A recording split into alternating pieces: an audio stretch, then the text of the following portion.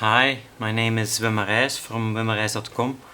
Most of you know about the A7 light leak problem, where you get light leakage into the mount at high ISOs, long exposures. Now Sony have come up with a fix for this. It involves bringing your A7 to a service center. They give you this little rubber ring that you can put on the mount to be sure that there is no actual light leakage. Sony also stressed that they don't see this as a design flaw and you should have no problem with the light leakage issue during normal operation. So they just apply the fix as a gesture of goodwill to their customers. So it took 10 days to get mine back from the Sony repair center. Sony has kits available to do this.